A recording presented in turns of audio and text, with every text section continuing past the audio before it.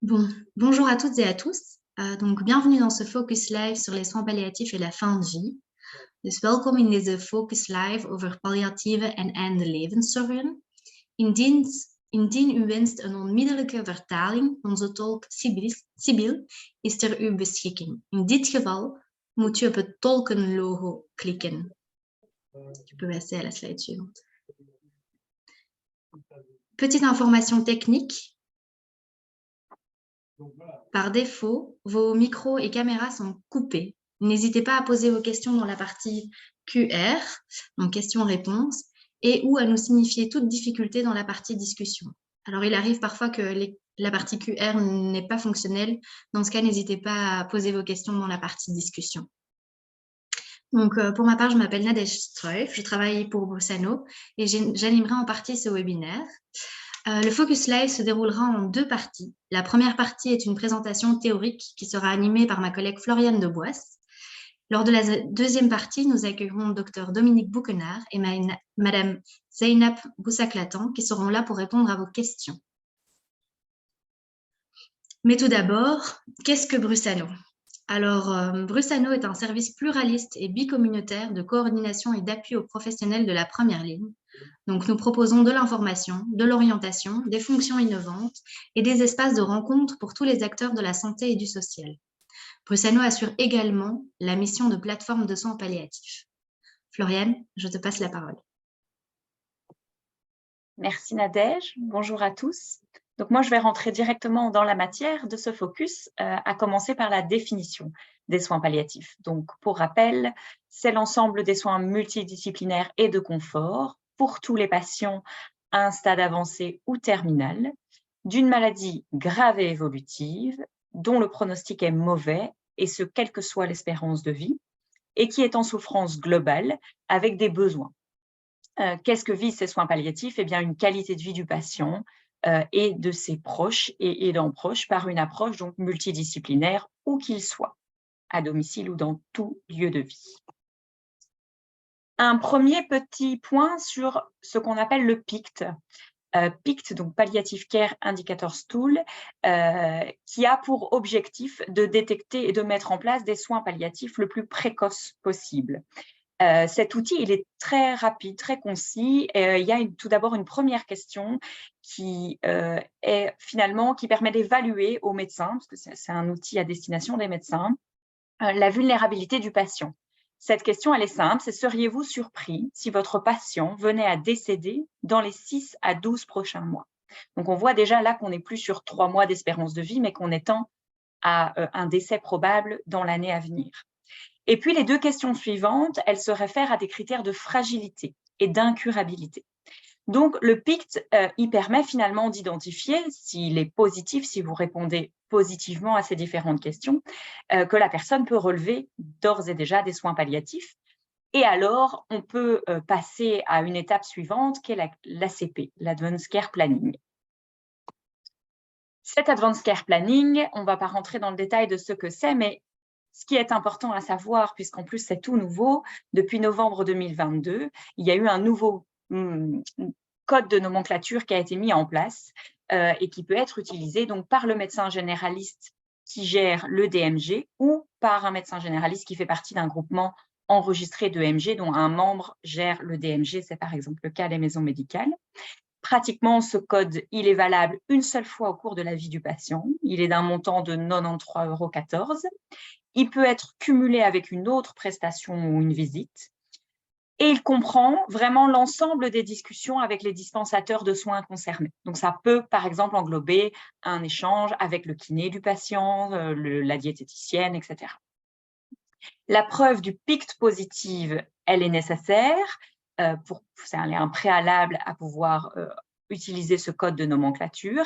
Et tout ça, avec l'ACP, doit être conservé dans le dossier médical. Cet ACP, il va par exemple contenir les éventuelles directives anticipées. Mais on y reviendra dans un prochain chapitre. Et puis enfin, ce contenu de l'ACP, il est rendu disponible via un hub. Vous pouvez retrouver un document type d'ACP sur le site Mes Vieux Jours. Vous aurez de toute façon les dias disponibles, donc vous pourrez cliquer directement sur le lien de la dia. Mais attention, un point de vigilance, parce qu'à l'heure actuelle, ce PICT, il n'est pas l'échelle de référence pour les conditions d'accès aux aides et remboursements liés aux soins palliatifs. Ces aides et remboursements, on va donc les détailler à partir de maintenant et vous allez voir que les critères sont différents.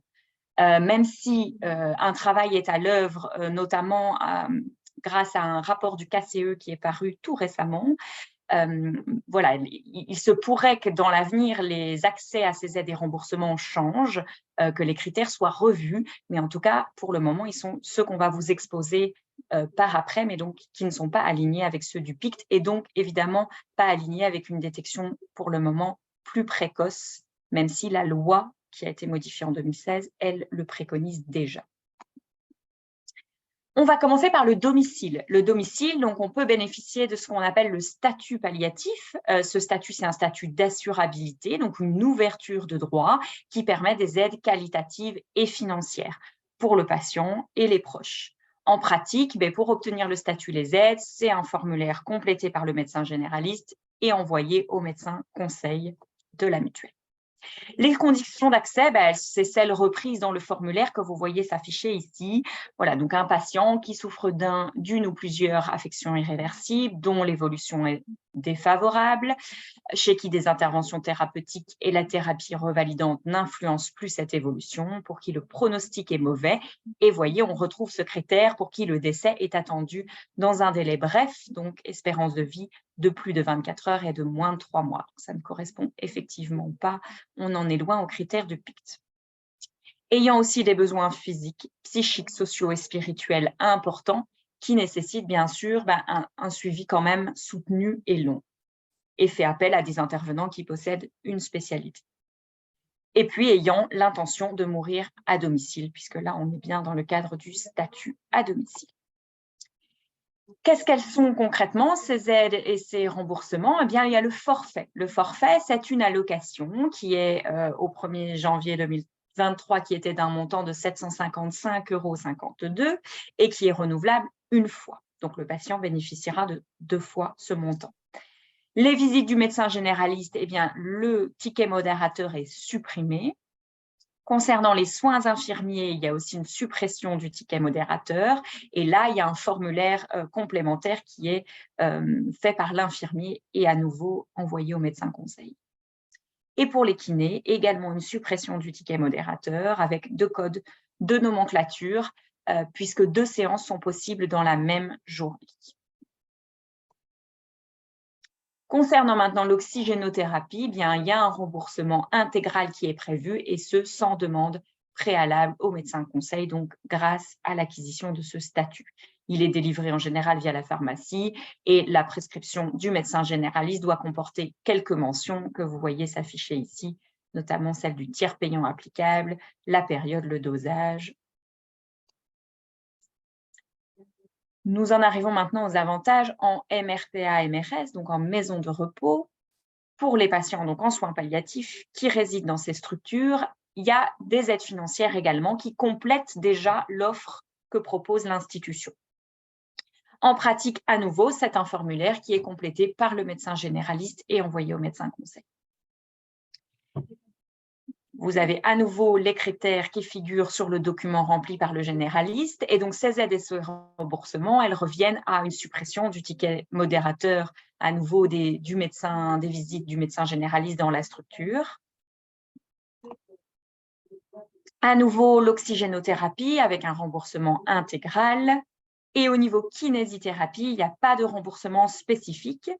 Si ce sont des MRS, donc maison de repos et de soins, les prestations du kiné sont incluses dans le forfait journalier de la maison de repos. Si c'est une MRPA, c'est la nomenclature habituelle qui est d'application, donc avec un ticket modérateur à charge du patient. Voyons maintenant la question du soutien spécialisé pour ces patients en situation palliative. Eh bien, on peut faire appel aux équipes de deuxième ligne. Ces équipes, ce sont des équipes multidisciplinaires, souvent composées de médecins, infirmiers, parfois psychologues et assistants sociaux. Ils se chargent de quoi? Eh bien, de l'évaluation, de la coordination et de l'accompagnement des soignants habituels du patient. Donc ça, c'est important, c'est en complémentarité des équipes de première ligne présentes déjà auprès du patient. Ils ont une disponibilité 24 heures sur 24, 7 jours sur 7. Ils sont évidemment autant attentifs aux patients qu'aux proches et ils vont jusqu'au suivi de deuil pour les proches. L'accompagnement est intégralement remboursé. Et ce qui est important comme préalable, d'un point de vue vraiment pratique, c'est que pour accéder au soutien spécialisé de ces équipes de seconde ligne, il est important d'avoir l'accord du médecin généraliste. Et ça favorisera évidemment par la suite des liens privilégiés entre cette équipe, encore une fois, et les acteurs de première ligne. Il y en a 4 en région bruxelloise: Continuing Care, Interface, Omega et Semiramis. Omega qui est davantage néerlandophone, mais qui réalise aussi des accompagnements en français. Pour tous les patients, donc ceux, quel que soit leur lieu de vie, donc au domicile ou dans des structures d'accueil. Ces équipes de deuxième ligne, elles travaillent en étroite collaboration avec notre équipe de psychologues au sein de Brusano, puisque quand une équipe de deuxième ligne intervient, ils ont la possibilité de contacter directement nos psychologues pour un suivi clinique des patients et ou des proches. Voilà, donc le préalable pour l'intervention de nos psychologues chez Brusano, c'est bien qu'il y ait une deuxième ligne en place. Et c'est cette deuxième ligne qui va nous solliciter pour diverses raisons, mais en tout cas, lorsqu'il y a un besoin de soutien psychologique auprès du patient et ou des proches. Par exemple, si l'équipe de deuxième ligne, le psychologue soutient déjà le patient, il va pouvoir éventuellement solliciter un autre psychologue pour suivre les proches, pour éviter que la même personne accompagne les deux profils. Et notre équipe de psychologues réalise également ponctuellement des groupes de parole, vraiment dans des situations où la fin de vie a été compliquée, avec un vécu difficile pour les équipes. Alors, ils ont la possibilité de se déplacer et de proposer un groupe de parole. Mais encore une fois, ponctuel, ce n'est pas un accompagnement proposé dans la durée. Maintenant, voyons les ressources dont on dispose à l'hôpital. Eh bien, il y a ce qu'on appelle les EMSP, donc les équipes mobiles hospitalières de soins palliatifs, présentes en général dans tous les hôpitaux généraux. Elles sont aussi multidisciplinaires, avec un rôle transversal de seconde ligne, souvent sollicitées par les médecins de salle ou les équipes dans les services. Et puis, elles viennent donc directement au chevet du patient et auprès des collègues des services pour évaluer, proposer une approche spécialisée, par exemple en ce qui concerne la gestion des symptômes ou alors des réflexions autour de l'éthique, avec un rôle parfois de sensibilisation du personnel, de formation même dans certains cas, et dans l'idée de développer et d'étendre la culture palliative au sein de la structure. Il y a enfin les unités spécialisées en soins palliatifs, donc les USP, qui là encore sont donc en équipe pluridisciplinaire. Il y a en tout cas en 2020-2021, il y avait une soixantaine de lits à Bruxelles répartis dans environ 7 hôpitaux. Un petit focus sur les enfants. Les enfants ont également évidemment le statut palliatif et les avantages y afférents. Il y a des équipes de soins palliatifs pédiatriques qui se déplacent à domicile, mais aussi de liaison entre l'hôpital, le lieu de suivi et le domicile. Et il y a la possibilité d'un lieu de séjour résidentiel, une structure de répit, et vous retrouvez toutes ces coordonnées dans le répertoire lié au focus. Venons-en maintenant aux aides financières pour les aidants.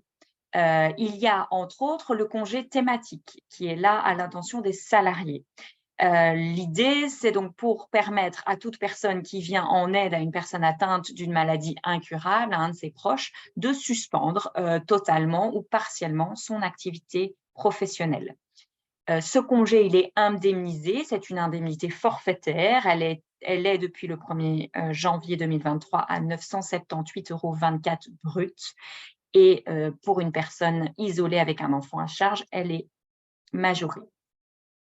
La durée de ce congé, c'est 1 mois, qui est renouvelable 2 mois, 2 fois, donc pour une même personne, ce qui revient à 3 mois de congé au total maximum. Il faut une attestation du médecin généraliste du patient pour justifier que voilà, le patient se trouve bien en situation palliative et qui sera adressée à l'employeur, et une demande de l'ONEM, ça c'est pour la partie évidemment indemnisation.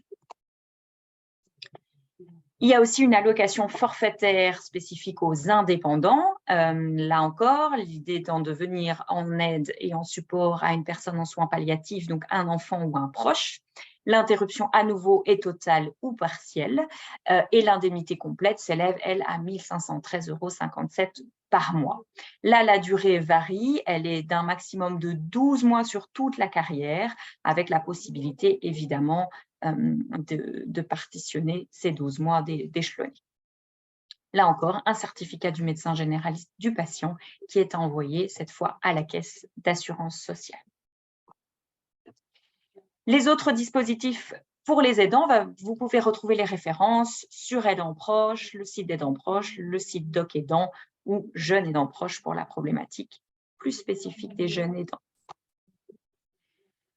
Le répertoire, vous retrouvez ces services spécialisés dont je vous ai parlé, présents en région bruxelloise, et le fichier est en PDF sur notre site internet. Nous en arrivons maintenant au chapitre sur les déclarations de fin de vie. Elles sont 5 au total.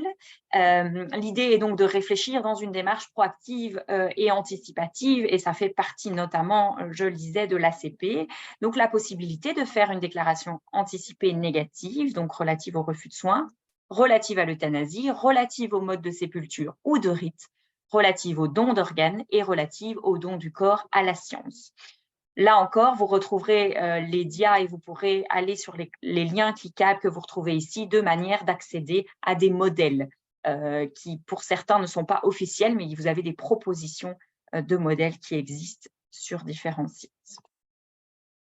La première, donc la déclaration anticipée négative, refus de soins, c'est si je ne suis plus capable d'exprimer ma volonté, alors je peux exprimer le fait que je ne souhaite plus de traitement qui vise à prolonger ma vie, je ne veux plus, par exemple, d'examen, je ne veux plus être hospitalisée pour explorer tout un tas de choses, je désigne un représentant pour faire respecter mes souhaits, ça c'est important, et mes droits, donc c'est ce qu'on peut appeler un mandataire de santé et ou une personne de confiance.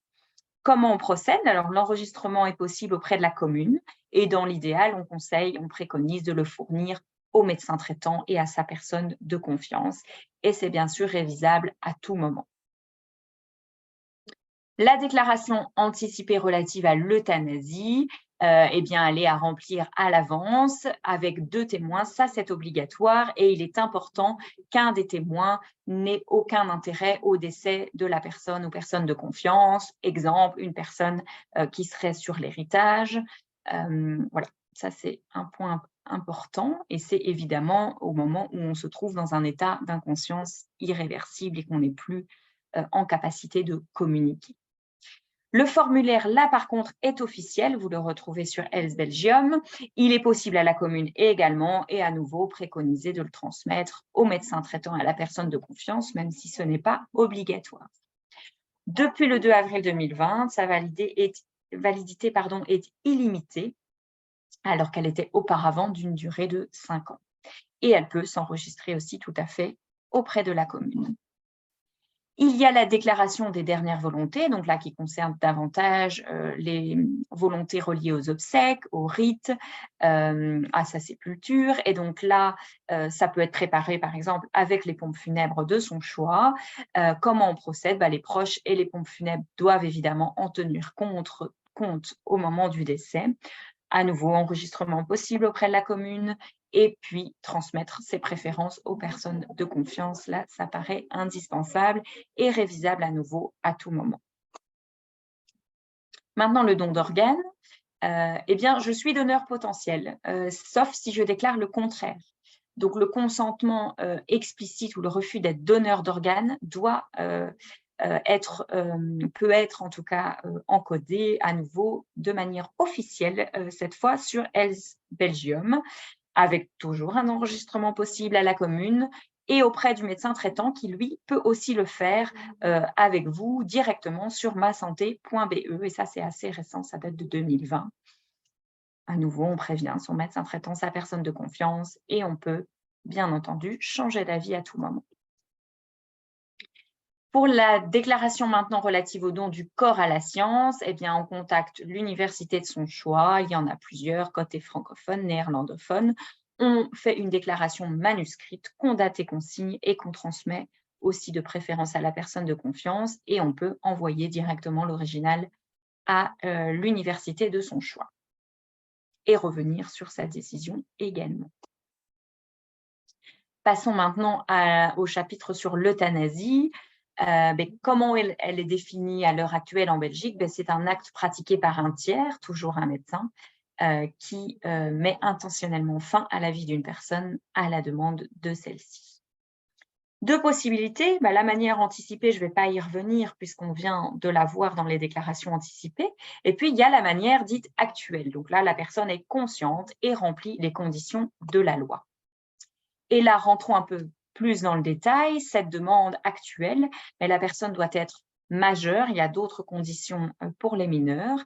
Elle doit être atteinte d'une affection grave et incurable, capable et consciente, souffrir sur le plan physique et ou psychologique, mais d'une souffrance dite inapaisable, insupportable et constante. Il y a l'idée de durée. La demande, elle est volontaire, réfléchie, répétée. Donc, à nouveau, on voit la notion de durée dans le temps et sans pression extérieure. La demande, elle est écrite et elle est mise dans le dossier médical de la personne.